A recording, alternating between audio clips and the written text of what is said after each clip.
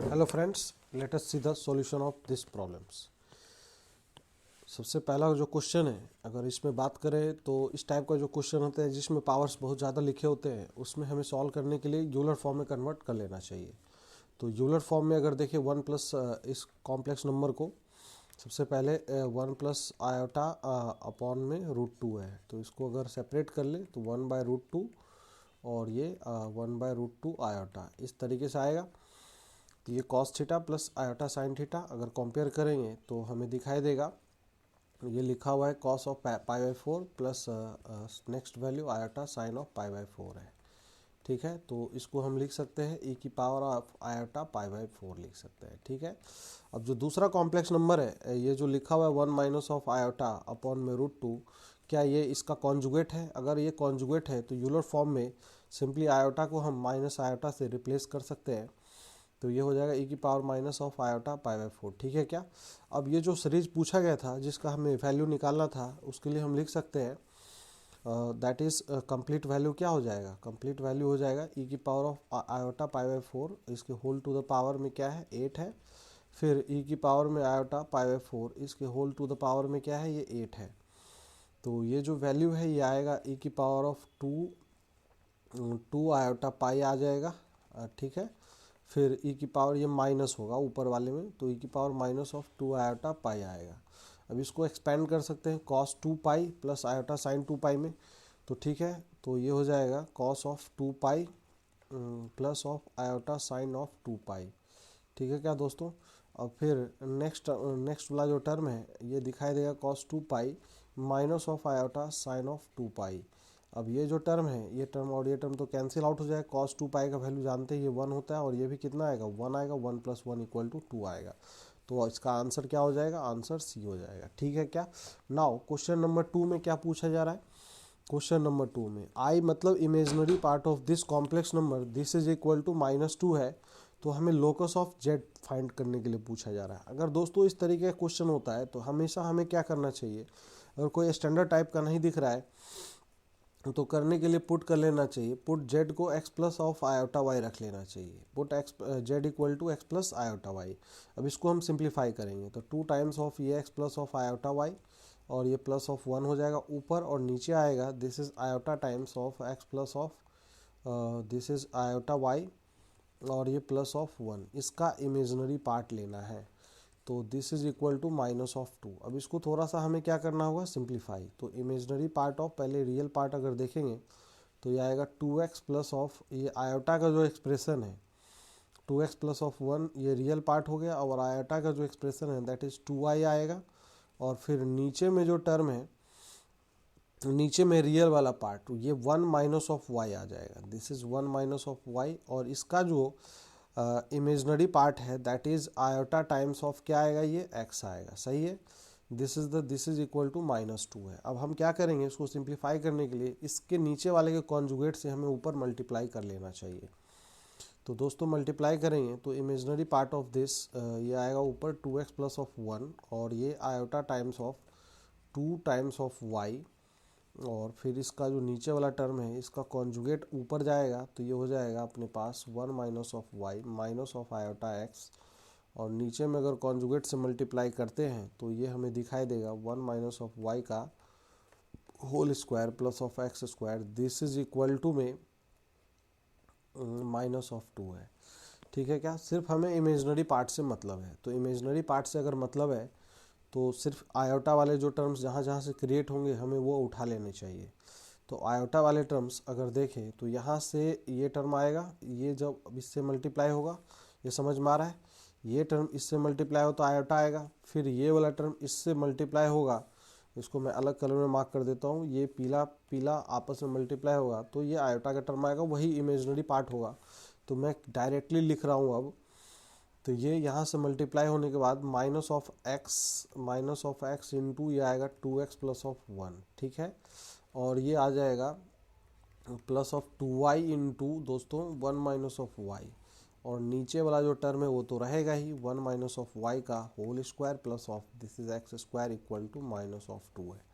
इसको अगर उस तरफ ले जाएं और सिंप्लीफाई करें और ऊपर में तो -2x square minus of x और ये plus of 2y square minus of क्या आएगा, this is minus of two, minus of, एक सेकेंड, ये आ जाएगा प्लस ऑफ 2y पहले आएगा, ठीक है, plus of 2y minus of 2y square, this is equal to में ये 1 माइनस ऑफ वाई स्क्वायर है, तो -2 टाइम्स 1 माइनस ऑफ वाई का whole square plus of this is x square, इस तरीके से हमें दिखाई देगा।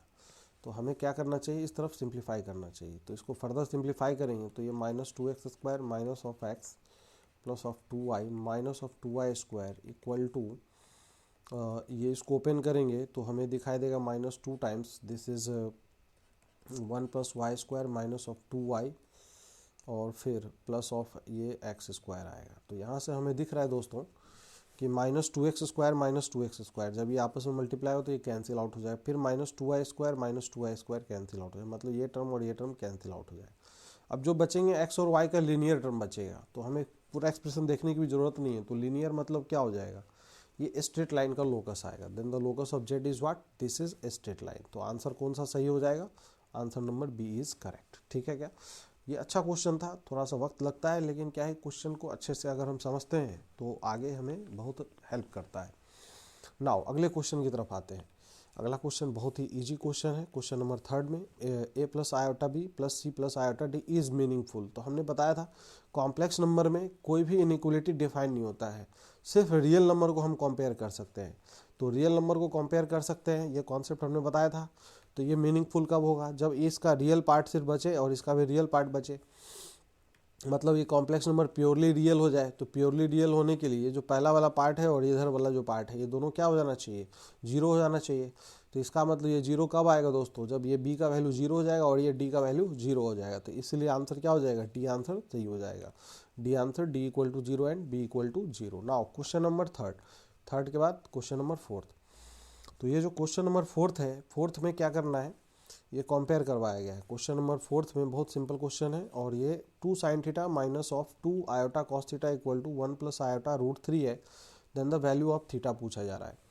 तो अगर इसको हम कंपेयर करते हैं डायरेक्टली रियल को रियल से और इमेजनरी को इमेजनरी से, तो हमें ये दिखाई देगा 2 sine theta is equal to दोस्तों क्या दिखाई देगा 1, एंड दूसरा इमेजनरी पार्ट जो है आयोटा का coefficient that is minus of 2 cos theta इधर आएगा, दिस इज इक्वल टू में आ जाएगा और रूट 3 आ जाएगा। तो यहाँ से साइन थीटा का जो वैल्यू है, sine theta equal to 1/2, and यहाँ से देखें तो ये cos of theta this is equal to minus of root 3/2 आएगा। अब साइन थीटा का वैल्यू 1/2 है, कॉस थीटा का वैल्यू माइनस रूट 3/2 है, दोनों ही कंडीशन सेटिस्फाई होनी चाहिए। तो साइन का वैल्यू पॉजिटिव है और कॉस का वैल्यू निगेटिव में है, तो ये ऑब्वियस सी बात है कि जो थीटा होगा, ये थीटा कौन से क्वाड्रेंट में होगा, थीटा क्या सेकेंड क्वाड्रेंट में जाएगा, बिल्कुल थीटा कौन से क्वाड्रेंट में दोस्तों जाएगा, सेकेंड क्वाड्रेंट में। तो सेकेंड क्वाड्रेंट में, ठीक है, ये इसका मतलब ये आंसर होगा, सही है। तो अगर ये साइन थीटा इक्वल टू 1/2 होता तो थीटा का वैल्यू क्या आता, थीटा इक्वल टू 30 डिग्री आता, साइन 30 का वैल्यू 1/2 होता है, लेकिन ये सेकेंड क्वाड्रेंट में है तो हम क्या करेंगे, पाई में से घटा लेंगे। तो इसलिए जो अपना आंसर होगा जो दोनों कंडीशन को सेटिस्फाई करे, इस दोनों को अगर सेटिस्फाई करते हुए अगर बात करें तो आंसर क्या हो जाएगा दोस्तों, थीटा इज सेकेंड क्वाड्रेंट। तो सेकेंड क्वाड्रेंट में answer theta equal to pi minus में से घटा के देंगे पाई/6, तो आंसर आ जाएगा अपने पास दिस इज 5π/6। तो आंसर क्या सही होगा, answer number option number B is correct. तो ये भी एक अच्छा क्वेश्चन था, ट्रिग्नोमेट्रिक इक्वेशन के साथ साथ ये कॉम्प्लेक्स नंबर का भी क्वेश्चन था। Now question number 5, question number 5 भी बहुत अच्छा क्वेश्चन है, इंपॉर्टेंट क्वेश्चन भी है। इस तरह के क्वेश्चन आपको कई सारे एग्जाम्स में दिखने के लिए मिल जाएगा। क्वेश्चन नंबर 5 में अगर देखें दोस्तों तो इस कैसे हम सिंप्लीफाई करेंगे, तो एक चीज़ हम जानते हैं कि omega cube root of unity होता है। तो छोटा छोटा जो रिजल्ट्स है, जैसे इस तरीके से अगर ये रिजल्ट्स बात करें 1 plus omega plus of omega square, इसका वैल्यू याद होना चाहिए, ये 0 के इक्वल होता है। और साथ ही साथ ओमेगा क्यूब का जो वैल्यू होता है, omega cube is equal to क्या होता है, 1 होता है। हमें ये दोनों चीज़ें याद होनी चाहिए। नाउ ऊपर वाला जो ये एक्सप्रेशन है और ये जो इसको मैं सिंप्लीफाई करके दिखाता हूँ इन द सिमिलर मैनर, दूसरा भी सिंप्लीफाई होगा। तो ये लिखा हुआ है अपने पास a plus of b omega, a plus b omega plus of C omega square, और नीचे में एक्सप्रेशन है this is B plus of C omega plus of a omega square लिखा हुआ है। पहला टर्म हमारा ये है। तो अगर हम ऊपर वाले को नीचे वाले की तरफ बनाना चाहे तो बी में ओमेगा का टर्म नहीं है, तो ओमेगा हम क्या करेंगे, कॉमन ले लेंगे। कॉमन अगर लेंगे तो ये ओमेगा बाहर आ जाएगा और ये बन जाएगा A plus of this is A by omega आएगा, और a plus B plus of this is C omega आएगा, सही है। और बाकी जो नीचे में जो टर्म है वो ऐसे रहेगा, b plus of C omega plus of a omega square.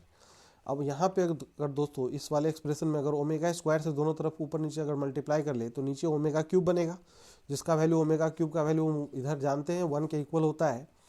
तो एक्सप्रेशन फाइनली बन जाएगा ओमेगा, और ये बन जाएगा A omega square plus of B plus of C omega, और फिर ये नीचे में जो एक्सप्रेशन है this is B plus of C omega plus of क्या आएगा, ये this is A omega square आएगा, सही है। अब ये ऊपर नीचे सेम बन गया है तो ये दोनों कट जाएगा, इसका मतलब पहला वाला जो टर्म था ये ओमेगा के इक्वल आ गया।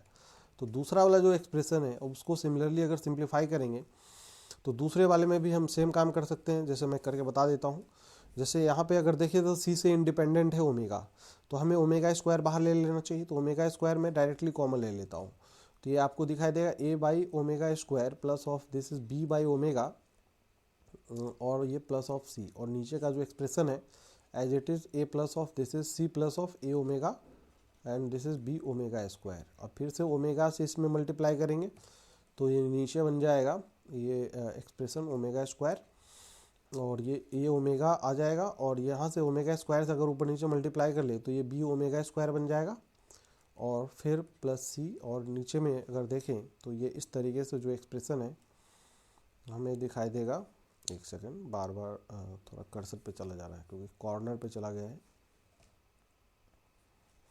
समझ गए होंगे आप लोग। तो ये ब्रैकेट में इधर बना देता हूँ, ये now c plus this is A omega plus of this is b omega square है, ठीक है। अब ये जो टर्म है ऊपर नीचे दोनों टर्म कैंसिल आउट हो जाएगा, तो ये जो वैल्यू आएगा दिस इज ओमेगा स्क्वायर के इक्वल आएगा। तो इसका मतलब क्या है, ये पहला वाला जो एक्सप्रेशन है ओमेगा के इक्वल था और दूसरा वाला एक्सप्रेशन ओमेगा स्क्वायर के इक्वल है, तो इसका मतलब आंसर जो होगा, आंसर क्या आ जाएगा, आंसर आएगा this is omega plus of omega square, ये आएगा। ओमेगा प्लस ओमेगा स्क्वायर का वैल्यू क्या लिख सकते हैं, यहाँ से इस वाले एक्सप्रेशन से अगर समझने की कोशिश करें तो ये वैल्यू -1 के इक्वल आएगा। तो ये आंसर क्या हो जाएगा, answer number C is correct, option number C is correct, option number C ये आंसर आ जाएगा। ये 5 क्वेश्चन थे। तो दोस्तों आपको कैसा लगा आप कमेंट करके बता सकते हो। मैं आगे भी बहुत सारे टॉपिक्स के क्विज होंगे टेलीग्राम चैनल पे। टेलीग्राम चैनल का लिंक आपको वीडियो के डिस्क्रिप्शन में मिल जाएगा, और उसको फॉलो करके ग्रुप को ज्वाइन कर सकते हो। वहाँ पे डेली बेसिस पे